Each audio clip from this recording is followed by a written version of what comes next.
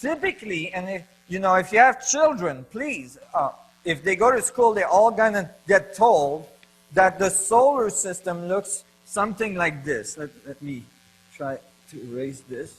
Okay, that the solar system looks something like this. That the sun is in the middle, and the solar system, and in my school, we even had a little machine with a little thing, a little crank you spun, and the earth went around the sun with the moon and everything. And so they tell you, oh yeah, that's the sun, and then the planets go around like this in an elliptical course, and depending on the interaction of all the planets, it's either elongated or more round. Or you got all the planets like this in the solar system. Well, actually, that is absolutely incorrect. Okay? The thinking of the solar system in this matter is equivalent to thinking that the Earth is flat. The solar system does not behave that way at all. In fact, the solar system it behaves in a completely different way, since the sun is moving through space and the planets are flying around the sun, generating these huge vortices as it follows the equator of the sun. That is a completely different picture. All right? It goes from flat to spacious, to movement through space.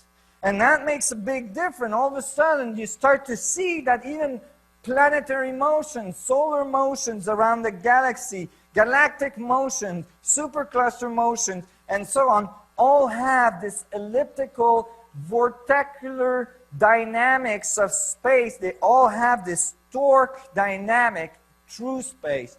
And if you look at the Earth on this vortex, you could say that this is 2000, 2000 for instance, and this would be then 2001, and then this would be 2002, and this would be, this is extremely long distance apart. Millions and millions and millions and millions of miles apart. There's nothing in there, the planets do not come back onto their path. They don't. If they did, we most likely would have the same set of information over and over and over, like a broken record. Okay? And we'd probably get real bored. It would be like Groundhog Year, Let's go back to the analogy of Einstein's field equation of the trampoline curving to generate gravity. So basically Einstein said gravity is the result of space-time curving like the surface of a trampoline. And basically what we say in this paper is that yes, and when space-time curves, it doesn't just curve, but it curls, just like water going down the drain. And that generates spin, angular momentum. And that's the source of the spin of all things.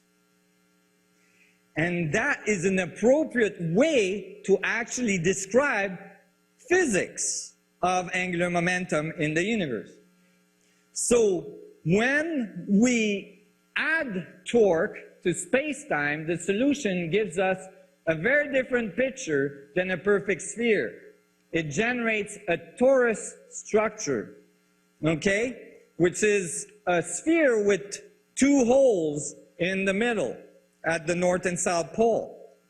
And because it has Coriolis forces are the forces that makes water rotate in one direction in the north hemisphere and in the other in the south hemisphere, that makes hurricanes rotate in the opposite direction, that makes plasma dynamics on the sun rotate in the opposite direction.